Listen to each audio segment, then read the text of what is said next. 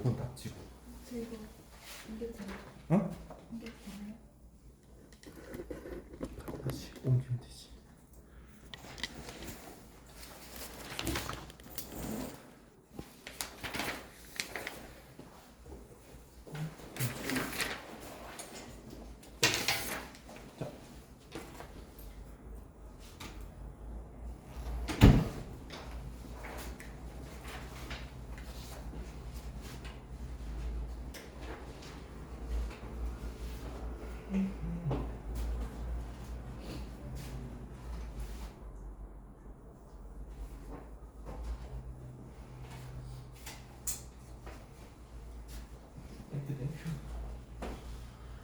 또 저에게 혹시 시험지를 빌려주실 분 계십니까? 학교 시험지. 이게 단톡에 그거 단어 시험 올릴 때 한번 올려야겠다. 학교 시험지 좀 보. 어디 받았는데? 어디는 받았는데? 누구 받았고 고은 받았었나? 모르겠고. 자, 지금이 12분. 어차피 3분 안에 마무리해 주세요. 왜냐? 같이 매길 거거든요.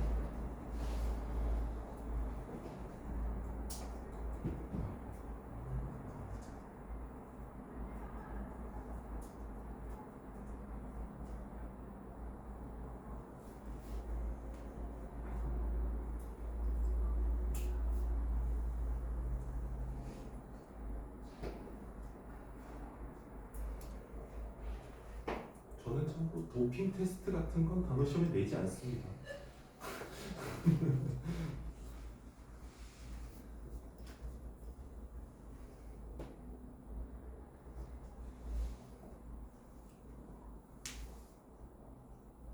이번 단어가 많이 어려웠네.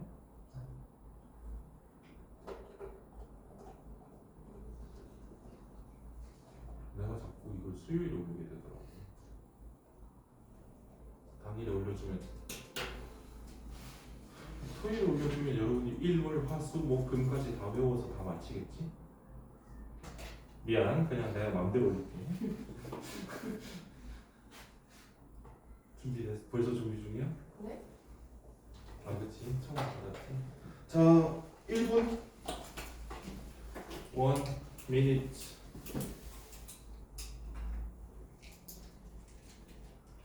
1 minute left.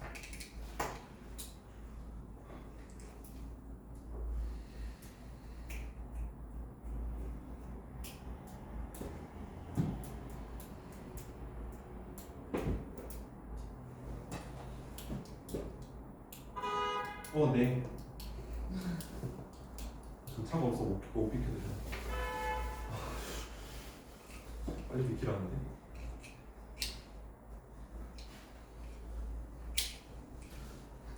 매겨볼까요?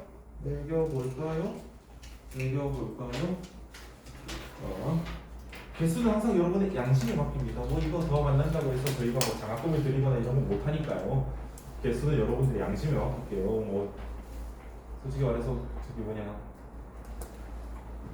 뭐 9개나 10개나 뭐 그리 차이가 있습니까? 그죠? 개수는 여러분의 양심에 맡길게요. 그렇다고 해서 나는 양심 따위 없는데 그러면은 그냥 컨닝 페이퍼 만들어 봐야겠다 할 말은 없습니다. 할 만하니죠. 자, 1번부터 볼게요. 1번 요거 사스러운 기술물이 지금 벽사. 2번에 결백. 3번에 회합적. 4번에 유희적. 5번에 주관적. 일부러 적적적 붙여냈어요. 자, 6번에 창출하다.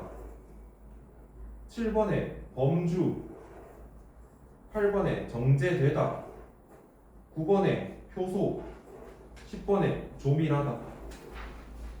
자, 맞은 개수 적어서 내가 한 바퀴 돌 테니까 내시고, 내실 때 숙제 있죠? 뒤에 질문 풀라고 그거 펼쳐 들고 계세요. 펼쳐 들고 계시고 참 사용이라는 사건은 정보를 해야 되지. 복수한 거.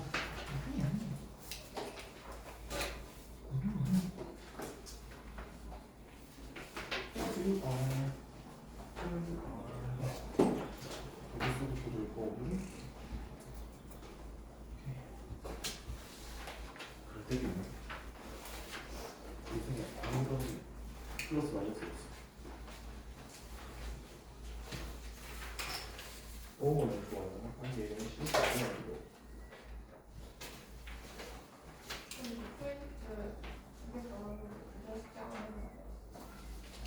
프린트 숙제가 아니고? 프린트에 숙제가 없어. 책이 있어. 책이 없는데. 그러니까 책 못 구했어? 아 있는데 어. 엄마한테 배웠어. 아, 그럴 수 있지. 그것 또한 인생의 고사지 5점 아니야. 전혀 5점. 좋아요. 오, 센스 있어. 좋아. 네.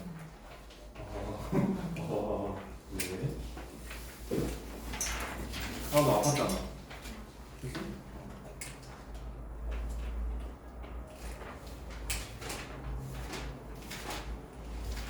오케이.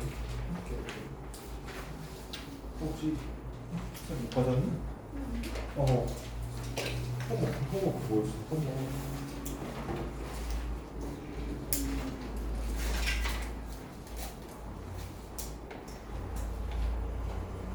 뒤에 지금 푼 거.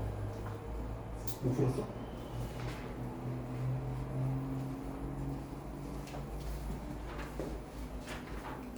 응. 받고.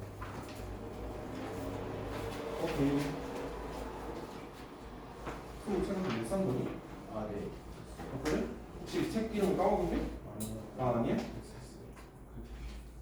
주문해야 되는데 서점 같은 거. 나 궁금한 거 있어. 얘들아. 이 근처에 서점 있니? 네. 이 근처에 서점 있어? 여기? 나그 올리브영 아, 저까지? 한 블럭 더? 여기 서점 있었구나. 나 맨날 밤 10시, 11시에 술 먹으러 밖에 안 가가지고. 저거 식당에서 마주치는 건 괜찮은데, 저기 저기 술집 벽에 붙어가지고 두들기는 분들이 계시더라고요. 저번에 이제 고등부 김봉수 선생님이랑 둘이서 한잔 하는데 아름고 1학년 학생들이 그 왜 식당들 보면 이제 추우니까 밖에 간이 형식으로 이렇게 쳐놨잖아. 안이 보이는 투명으로. 거기 한 5명이 붙어서 따라라라라라 이러고 있더라고요. 다른 손님들이 다 보고 그 다음에 우리가 가서 너무 놀라서 안돼 죄송합니다 하고 나가서 아이스크림 먹여 보냈는데 얻어먹으려고 아는 척하는 거는 매우 환영이에요. 밖에서 보면은 그냥 걸어다니는 지갑이다 생각하셔도 상관없거든요. 근데 그렇다고 해서 여러분 그렇다고 해서 뭐 여학생들 선생님 저 화장품이 다 떨어졌는데 이건 안 되고요. 어찌됐든 그건 상관없는데 저기 너무 광클하지 말아주세요. 저는 이 동물원이 아니라서 그것만 좀 밖에서 아는 척 삭간입니다. 불렀는데 쌤 하는데 자꾸 안 돌아본다 그러면 한소라 하셔도 한 번은 봐드릴게요. 근데 처음부터 한소라 하시면 제가 잘 듣습니다. 그거는. 술 어디로 당분 안 마실 건데요? 저기 올리브영 지나서 저기 달 밝은 밤인가?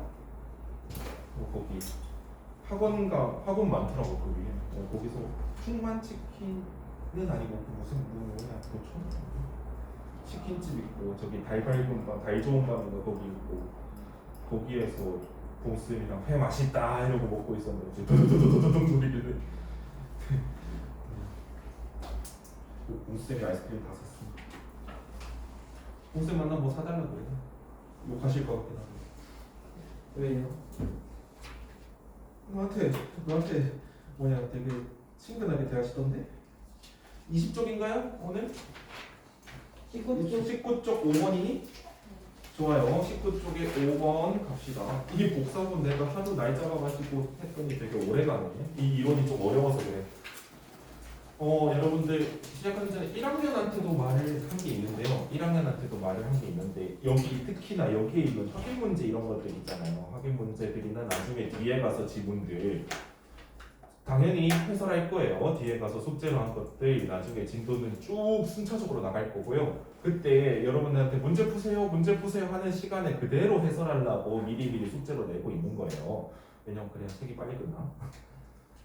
그런 거고요. 그래서 이런 문제들을 해설하는데 앞에 있는 저 양반의 해설이랑 내가 푼 방법이 다르다 해도 생각해봤을 때 내가 계속 이 방법으로 풀고 있었는데 계속 맞힌다 그러면요 여러분들이 오히려 그게 재산이에요.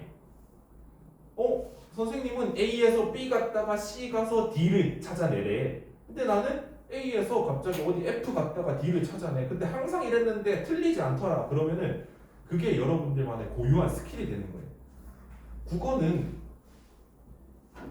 국어라는 과목 특성상 국어는 어쩔 수 없이 영어를 안 쓸래. 스킬이 필요합니다. 어쩔 수 없이 스킬이 필요해요. 언제까지 써먹냐? 당연히 고3 넘어서도 그래요. 맞아요. 왜? 여러분 중에 혹시 변호사, 검사, 판사 꿈이지? 꿈은 꿀 수 있잖아. 변호사, 검사, 판사 아니면 7급이나 5급 이상 고위공무원 그런 분들은 시험을 쳐야 되는데 어떤 시험을 쳐야 되느냐? 언어논리라는 시험을 쳐야 돼요. 법학은 리트라고 있고요. 고위공무원은 PSAT라고 있어요. 이 시험이 1차 때 하는데요. 국어가 아니고 언어논리라는 과목을 쳐야 됩니다. 그럴 때는 자기만의 이런 거 풀 때 자기만의 고유한 답찾기 방법이 있는 애들은 심지어 진짜로 인간 강사들보다 빠르게 답 찾을 때도 있어요. 이거를 강의하는 인간 강사들보다 나만의 스킬이 있을 때 빠르게 찾을 수 있어. 그러면 선생님 인간 강사는 거 모르는 건가요? 모를 수도 있고요, 진짜로. 아니면 왜 여러분들 고유의 문제 푸는 방법, 뭐 수학이든 어떤 다른 과목이든 이거면 이거더라 해서 푸는 게 하나쯤 있다면 어떤 상황이 생기냐면요. 내가 어디 가서 이걸 가르쳐주지 못해. 하지만 나는 써먹는 것들이 있어. 설명은 못하는데 나는 써먹을 수 있는 그런 것들이 있어. 그래서 그런 것들 앞에서 이렇게 뭐 단계적으로 설명하기 이런 거는 그리고 내가 지워라 그리고 내가 주는 스킬들 이런 거는 여러분들이 당연히 받아가면은 검증을 한 거예요. 왜냐면 내가 어릴 때 다 써봤던 것들도 있고 성인 돼서 가르치면서 당연히 전공하면서 가르치면서 배운 것들도 있고 그런데요. 근데 여러분들이 썼을 때 나 저거는 이해 안 되지만 내 건 있어 라고 하면 과감하게 그거 쓰셔도 됩니다. 기억해놨다 안 될 때 내가 제시하는 거 책에서 제시하는 거 쓰시면 돼요. 여러분들 꼭 어떤 단어의 뜻을 설명하라고 할 때 물론 사전에 찾으면 제일 정확하겠죠. 근데 사전이 없다고 여러분들이 아무 단어의 뜻도 설명하지 못합니까? 아니에요. 설명할 수 있어요. 예시 들어가면서 이렇게 저렇게 해서 요거다라고 할 수 있어요. 그렇죠? 그렇기 때문에 본인이 고유하게 문제 푸는 게 자꾸 생긴다라고 하면 그게 틀리면 당연히 안 좋은 버릇이겠죠. 근데 그러면서 자꾸 답이 맞춰간다라고 하면은 그거 먼저 쓰세요. 이 수업에서 듣는 것보다 그 해당 질문에는 그거 먼저 쓰셔도 됩니다. 오히려 좋아요. 1등급으로 가면 더 빠른 길일 수 있습니다. 그런 거 발전시키고 이제 사실 지금은 정석을 배우는 거고요. 나중에 이제 여러분들이 이걸 바탕으로 해서 고등부 가면은 스킬 위주로도 많이 가르쳐 드릴 텐데요. 그렇게 해서 합치면은 여러분들이 일찍 시작한 만큼 보상이 있어야 되지 않겠습니까? 그죠? 잘만 여러분들이 딱 당일 복습 원칙 잘 지키고 그 다음에 컬이 쭉 따라온다면 제 생각에는 남들이 고3 때 국어로 이제 국어 등급으로 고민할 때 여러분들은 그냥 고2 때 쌤이랑 몇몇 사람들의 표현으로는 솔리드한 1등급이라 하거든요. 그게 무엇이냐 93, 92, 94 이 정도는요 어떨 때 1등급이고 어떨 때 2등급이에요. 근데 96, 97, 98, 100은요 어떠한 경우에도 거의 1등급이에요. 그래서 그 점수대를 무난하게 맞을 수 있어요. 시행착오 문명이 필요해요. 당연히 분명히 필요하고 그런데 이제 여러분이 개인의 고유한 거를 내가 만약에 A라고 준다. 그럼 여러분들이 A 다시 정도까지만 가져도 오히려 좋다는 거예요. A를 다 복제하려면은 인간이 다르니까 특성이 다르니까 어려울 수 있어요. 그래서 대신에 다 들어야 무슨 A인지 A 다시인지를 가져갈 수 있겠죠. 그렇지. 그래서 일단은 뭐냐 시간은 여러분한테 아직 많으니까 근데 이제 교육과정 개정이 되면서 좀 혼란스럽고 그럴 텐데요. 어차피 기본 실력이 검증되어 있으면 어떤 시험이든 적용하면 그만입니다. 특히 국어라는 과목은 그래요. 원래는 연계라는 게 없을 때 수능은 아예 처음 보는 지문에 1번부터 50번까지 푸는 거였거든요. 근데도 1등급 96, 7 이렇게 나왔어요. 그건 뭡니까? 결국 실력이라는 거예요. 그래서 실력으로 할 수 있는 과목이니까 어떤 과목들은 실력을 할 수 있긴 하죠. 그렇지? 어떤 과목이든 실력을 할 수 있긴 한데요. 너무 내가 나는 이렇게 풀었는데 라고 하면서 막 저기 보면 다른 학생들도 보면 빡빡빡 지우더라고요. 자기가 푼 걸 다. 내가 이렇게 풀어야 이거지? 라고 한다고 해서 여러분들이 다 지우고 할 필요는 없어요. 저런 방법도 있구나 라고 따로 메모해 주시라는 거예요. 아시겠죠? 자 갑시다. 단계적으로 설명하기. 자 단계적으로 설명하기. 당연하죠. 그래야지 보통 이런 게 뭐냐면요. 설명문에 과학 지문에도 많이 나와요. 설명문의 과학 지문이나 아니면은 사회 현상에 대한 질문이요. 단계적 설명하기가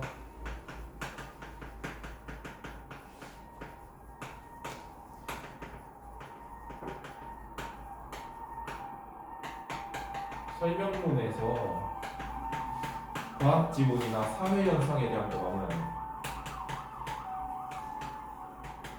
과학 지문이나 사회 현상에 대한 설명문에서 이런 게 은근히 많이 나온다는.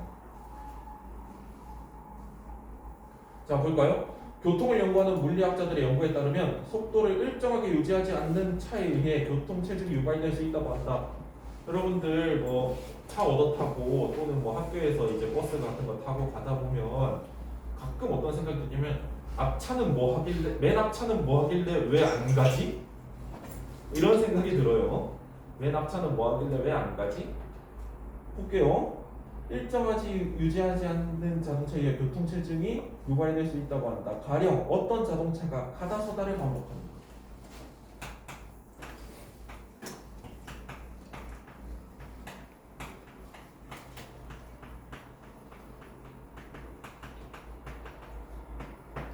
어떤 자동차가 가다서다를 반복합니다. 근데 여러분 운전 안 하시지만 당연한 거 알고 있지 않습니까? 여기 차가 한 대가 위에서 봤을 때 여기 차가 한 대가 이렇게 가면 되니? 아니요. 이렇게 가면 되니? 안 되죠. 뭐가 필요해? 안전거리가 필요하죠. 그지? 네, 필요하다고 해주시는군요. 이 정도는 띄워야 되지 않겠습니까? 뭐 축소시켰다 생각해도 그죠? 그러면은 이렇게 가. 근데 얘가 쭉 가면은 이거 해가지고 쭉 가면 되죠. 이 정도 유지해가지고 쭉 가면 되죠. 근데 가다 서다 해. 그러면 사람이 어떤 심리가 생기니? 저요. 그거 말고 어떤 심리가 생기니? 얘가 섰을 때도 이 정도 거리를 남겨야 된다는 생각이 생기겠죠. 혹시 섰을 때도 내가 멈추려면은 이 정도 거리가 남겨야 된다는 생각이 점점 더 벌어져요. 앞에서 가다 서다 반복하는 게 뭐냐면 브레이크 등 뒤에 브레이크 등 빨간불이 딱딱딱딱딱 이러는 차들이 있어요. 그럼 더 띄워요. 그럼 더 띄우면 어떻게 돼? 더 띄우면은 만약에 더 띄우다가도 얘가 브레이크를 밟으면 아무리 띄워져 있어도 나도 서야 되잖아. 그럼 또 어떻게 돼? 뒤에서 또 브레이크 딱딱딱딱딱 밟아요. 그러면은 원래 이렇게 간격으로 가던 애들이 이렇게 된다는 얘기죠. 그럼 나중에 뒤에는 어떻게 해요? 도로 길이엔 한계가 있잖아. 나중에는 막혀. 이렇게 될 수 있다는 거. 자 볼까요? 그에 따라 뒷차들도 안전거리를 유지하기 위해 속도를 늦추거나 너무 떨어진 앞차와의 거리를 좁히기 위해 속도를 높인다. 그치? 내가 가다 서다 얘가 가다 서다 반복해서 내가 섰더니 또 우웅 가네? 그럼 또 윙 밟아야지. 그치? 이는 차들의 밀도를 증가시켰다 감소시켰다 해 일종의 물결파를 만들게 한다. 그치? 이게 전체로 보면요 약간 이런 느낌이라는 거죠. 이렇게 어떻게 해야 되지? 물결을 어떻게 표현해? 줄어들었다가 이렇게 됐다가 줄어들었다가 이렇게 됐다가 차간 간격이 이렇게 해야 되나 아니면 뭐 이거라도 굴릴까? 이거 어떻게 하는 거야? 그래. 물결파를 만든대. 물결파. 자, 물결파를 만든다. 이와 같은 파동이 만들어지면 이것은 충격파처럼 계속해서 뒤쪽에 차들에 전달되고 어떤 지점에서는 이렇게 된다는 거예요. 이거 왜 앞에 안 가냐? 앞에 계속 브레이크가 있나 봐. 브레이크 밟고 하니까 이쯤 되면 처음 교통체증을 유발한 차가 여기 나올 수밖에 없는 차가 어느 차였는지 알 수 없게 되고 왜 막히는지 모르고 막힌다는 거죠. 전체적으로 도로는 교통 정체 현상을 빚게 된다. 그럼 뭐예요? 안전거리를 위해 안전거리를 높이거나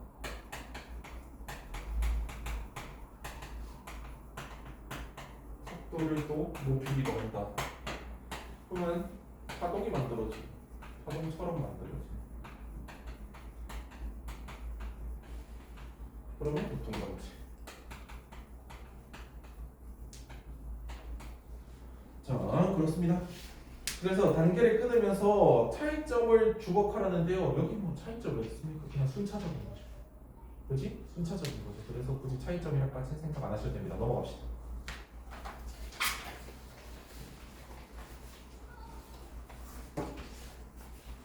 6번에 비판하기 동그라미 별표 하나.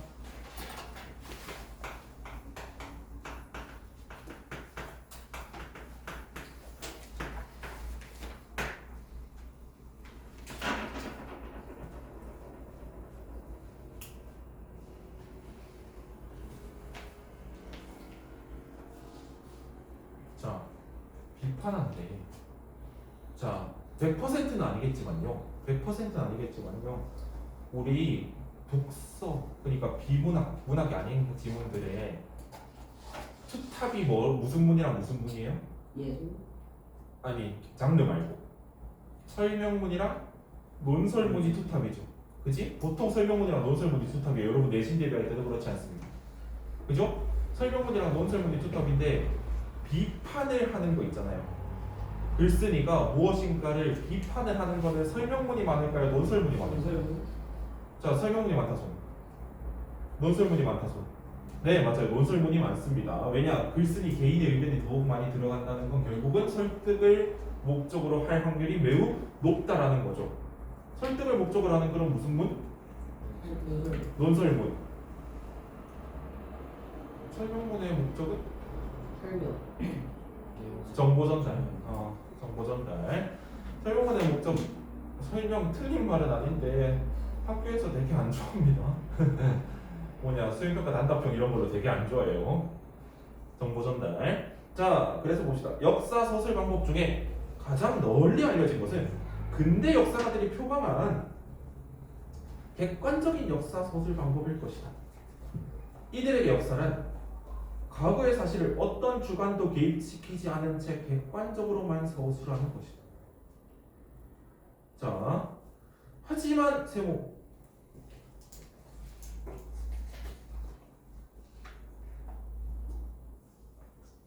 역사가는 특정한 국가와 계층에 속해 있고 이에 따라 특정한 이념과 가치관을 가짐으로 객관적일 수 없다. 뭐예요? 비판하는 거죠. 뭐를 비판하니 그러면? 어떤 역사서술 방법을? 객관적인 역사서술 방법 네모에 맨 위에 객관적인 역사서술 방법 네모, 이거를 비판하는 거예요. 그렇죠? 이거를 비판하는 거예요. 야, 니네 자체가 객관적인 사람이 아닌데 어떻게 객관적이냐는 거예요.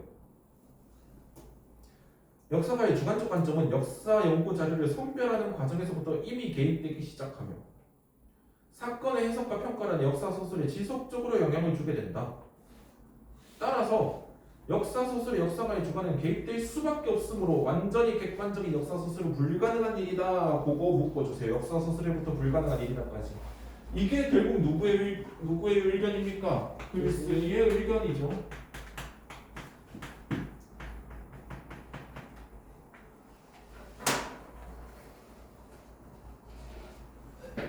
자, 그쵸. 역사를 객관적으로만 소수를 하려면 교과서는 못 쓰고 영표만 쓸 수 있겠죠. 그지? 1392년 조선 건국까지만 써야 되죠. 그지? 기존 고려 왕조의 문제점을 비판하던 이성계가 그러면 자, 잘 생각해봐. 기존 고려 왕조의 문제점이라는 말을 쓴 순간에 그 역사가는 뭐를 얘기해 준 거야? 기존 고려 왕실의 문제점이 있긴 하다라는 것도 얘기해 주는 거지. 그치? 그런 것들. 그래서 국사 교과서 못 써요. 한국사 교과서 못 써요. 왜? 1450년 조선 건국까지만 써야 되잖아. 덧붙이면 되니? 안 돼. 1592년 임진왜란 발발까지만 써야 되죠. 그지? 이런 상황에서 누구는 가가지고 도요토미 히데요시는 침략을 할 놈이 아닙니다 라고 해가지고 아이고 그걸 믿었네 라고 했으면 어떻게 돼요? 비판적인 입장이 생겨버리는 거죠. 그치? 그렇게 할 수가 없다는 거예요. 그래서 밑에 문제 풀어봅시다.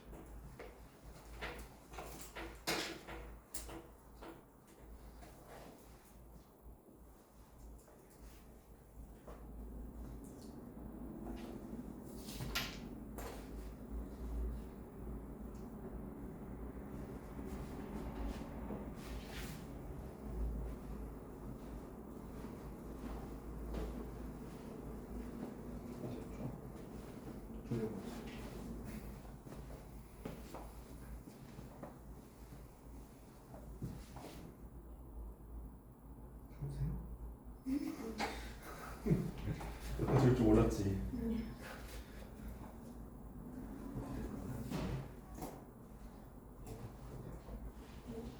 사진 되게 안 좋은데?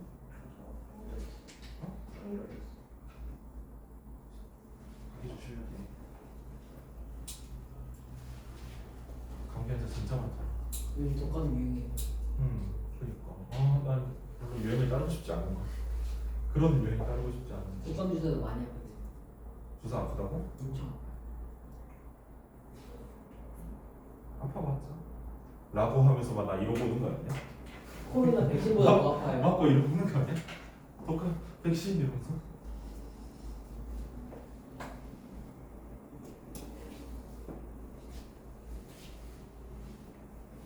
내가 중학교 2학년 때인가 3학년 때 처음으로 이제 신종플루라는 게 돌아가지고 인플루엔자. 신종플루 돌아가지고 그때 난 처음으로 손소독제라는 게 있다는 걸 봤어. 손소독제를 막 하고 그러면서 그때도 학교에 마스크 끼고 다녔고 그랬는데 진짜 애들이 딱 와서 열을 재고 한창 유행할 때 애들 와서 열을 재보면 꼭 두세 명은 집에 가야 됐어. 지도 모르게 38도, 30 어떤 애는 39도라서 바로 병원 가. 그랬었는데 이제는 신종이라기엔 벌써 내가 중3 때가 몇 년 전이냐? 거의 15년 전이니까. 3이 몇 살이? 내년에 몇 살인데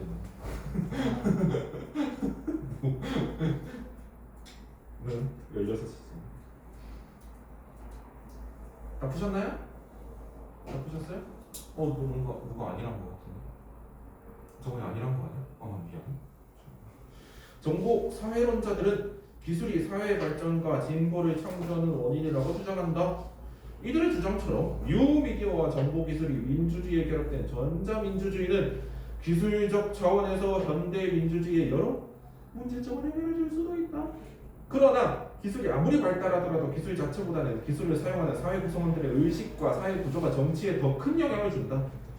그렇기 때문에 전자민주주의의 미래는 정보사회론자들의 주장처럼 결코 희망적이고 낙관적인 것만은 아니다. 전자민주주의의 미래는 사회 구성원들의 합리적인 의식과 사회 구조적으로 바람직한 정치 환경이 조성되느냐에 따라 결정된 것이다. 그러면 정보사회론자들은 뭐요? 기술이 그냥 기술만 있으면 된다라는 논리죠. 그렇지? 기술이 사회 발전과 진보를 그대로 가져다 준다. 중간에 뭐 조건이 있니 얘네? 없어요. 조건 없어요. 기술이 있으면 사회 발전과 진보가 어쩐다 따라온다라는 거예요. 그럼 그걸 글쓰기 입장에서 어떻게 까야 돼? 사회 구성원들의 의식과 정치 환경에 따라서 결정된다는 쪽으로 가는 게 맞겠죠? 그지? 몇 번이에요? 2번? 네. 잘들 푸시고 계신 겁니다. 잘들 푸시고 계신 거예요.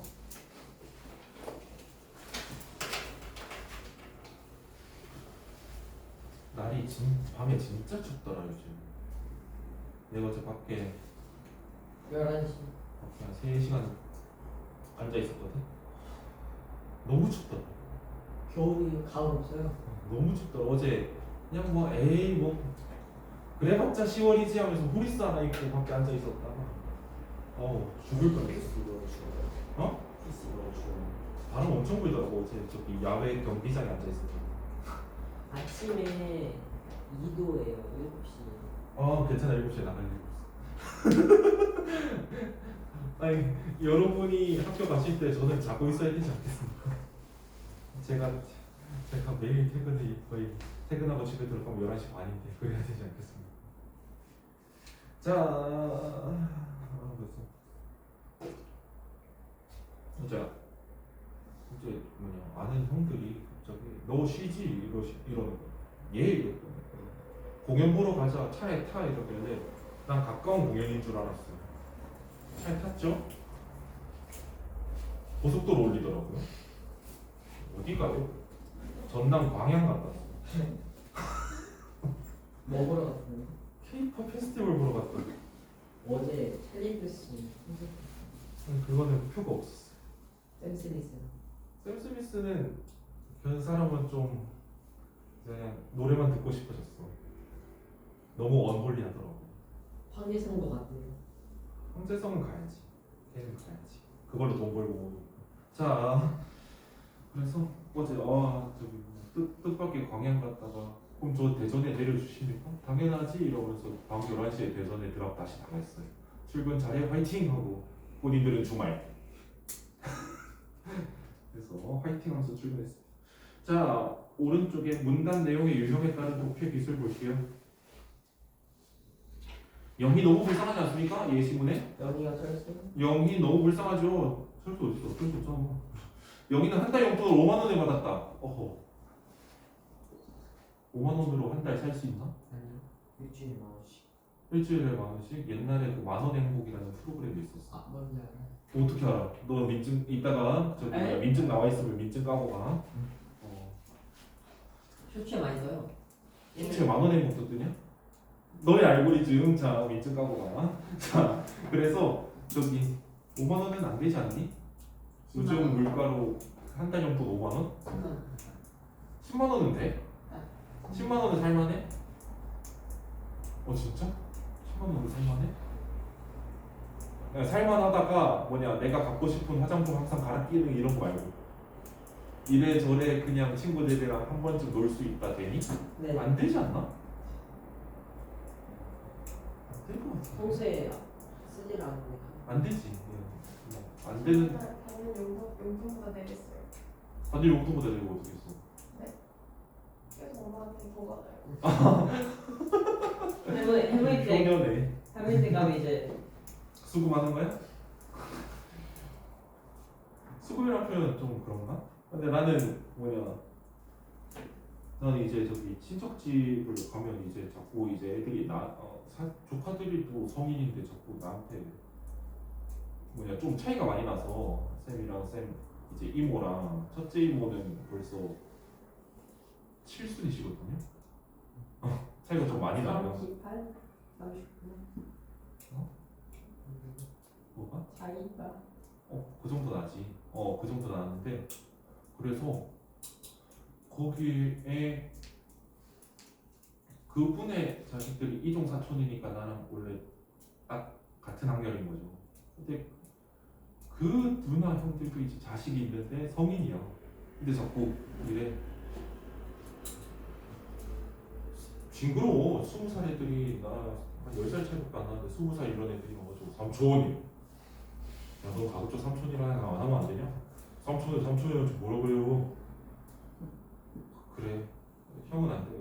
주머니. 엄마 돈 나요. 지갑. 엄마 돈 나. 지갑이라고 하면 뒤지지. 근데 덩치도 커. 참 좋은. 예. 전 학원 강사하면 좀 벌어? 뭐 수분 땡기러 왔냐? 아니 뭐 그런 건 아니고 요즘 그냥 바카시 너무 비싸. 어쩌라고? 내가 기획재정뿐이야 그러면 결국은 인요 월렛에 얼마 있냐 이런 거죠. 계좌이체는 안 줍니다. 마지막 자존심입니다. 계좌이체까지 해주기 시작하면 끝이 없어요. 계좌이체 해주면 이제 저기 사촌 누나가 와가지고 등짝을 때리면서 데리고 너는 성인이 별 나이 차이가 안 나면 3천원대 돈을 뜯고 이런 건 보통 삥 뜨는 거 아니야. 누나 그렇게 하면 내가 못하게. 네, 조카한테 삥 뜯기는 사람들이잖아. 그거는 수정의 종이로 거죠. 5만 원 안 될 것 같아. 5만 원 안 되지.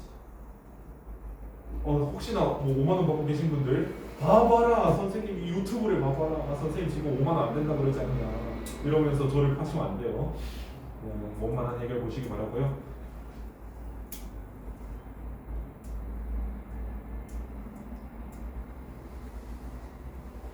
지우야, 다시 할 거야. 자, 영희는 한 달 용돈으로 5만 원을 받았다. 영희는 평소 갖고 싶었던 가방을 사지 않고,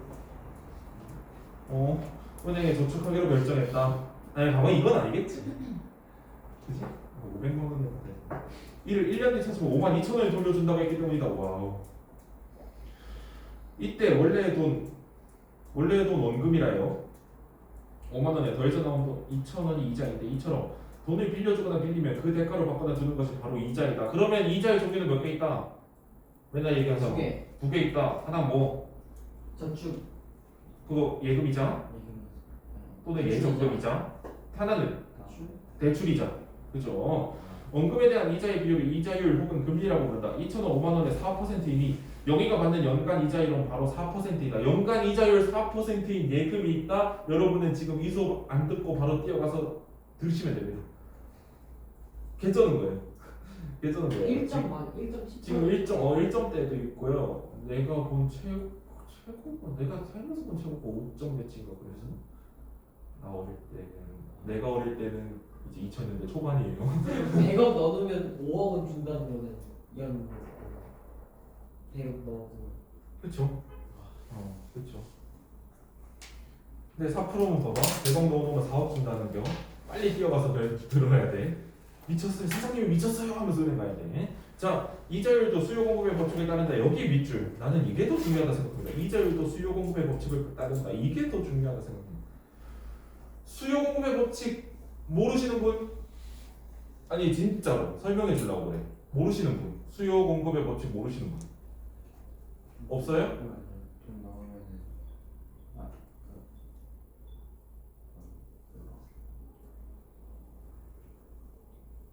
은행에서 이자 줄 많아. 그러니까 이자로 돈으로 수요 공급을 생각하면 좀 어려우니까 물건 수요 공급의 법칙 기본적인 거 모르시는 분. 자, 공급이 그대로인데 사고 싶은 놈이 많아져. 가격이 어떻게 돼? 높아지죠. 그지? 근데 사고 싶은 놈은 그대로인데 공급이 많아져. 가격이 어떻게 돼? 낮아지죠. 그치? 그런 것들이에요. 자, 돈을 빌리려는 사람이 많으면 이자율이 오르고. 왜? 야, 얘가 나 만약에 그냥 계산 편하게 100만 원을 빌려주면 원래는 3,000원을 빌려주고 3,000원, 100만 3,000원을 돌려받는 은행이 있다 칩시다. 근데 너도 나도 100만 원이 필요해 갑자기. 그럼 막 은행으로 뛰어가는 거야. 막 은행으로 뛰어가서 100만 원 빌려주세요. 100만 원 빌려주세요 하면 어떻게 될까? 내가 가진 거 만약에 내가 지금 당장 오늘 빌려줄 수 있는 돈이 1,000만 원이라 하자. 그럼 10명 빌려줄 수 있잖아. 10명 빌려줄 수 있잖아. 그러면 그 10명을 훨씬 넘는 사람들이 왔다면 누구한테 빌려주면 돼? 이자 더 주겠다는 놈한테 빌려주면 되는 거죠. 그지? 나는 100만 원 빌렸는데 나는 5,000원 줄게. 나는 6,000원 줄게. 7,000원 줄게 하는 애들한테 빌려주면 어때요? 이득이죠. 어차피 10명 빌려줄 거면. 그렇죠? 그래서 이자율이 오른다는 거예요. 빌리고 싶은 놈들이 많아지면 이자율이 오른다는 거예요. 그리고 돈을 빌리는 사람이 적으면 나는 이자로 장사를 해야 돼. 은행 입장에서는. 그죠? 이자를 받아야지 예금 이자도 주고 우리 애들 월급도 주고 근데 또 돈을 안 빌리네? 그럼 어떻게 돼? 아 진짜 100만 원 빌리고 2천 원만 내시라니까. 지금이 기회라니까. 해서라도 시켜야 돈이 들어오죠. 영원 지키느니 그죠? 그렇다는 거예요. 그래서 수요공백 법칙에 따른 자에서 밑에 세 줄이 다 설명인 거죠. 돈을 빌리는 사람들이 많으면 이자율이 오르고 돈을 빌리는 사람이 적으면 이자율이 떨어진다. 돈을 빌리려는 사람과 돈을 빌려주려는 사람의 수가 같을 때 이자율이 정해진다. 요 정도면은 딱 10명만 줄을 선 거예요. 100만 원 빌려주고 3,500원을 내세요 라고 했을 때 10명이 딱 줄을 서네? 그러면 이자율 딱 고정. 이렇게 해버린다는 거예요. 아시겠죠? 그래서 이런 경제 논리는 항상 보면은 이해가 되는지 안 되는지 점검하셔야 돼요. 왜냐면은 킬러 가장 많이, 최근에 가장 많이 10개년부터도 가장 많이 나온 게 경제 지문이에요. 아니면 천문학이에요. 천문학이나 경제 지문이니까 항상 주의하셔야 돼요. 아시겠죠? 항상 주의하시고 잠깐 쉬었다가 2번에 개념 플러스 변의 주장을 보도록 합니다. 쉬었다 올게요.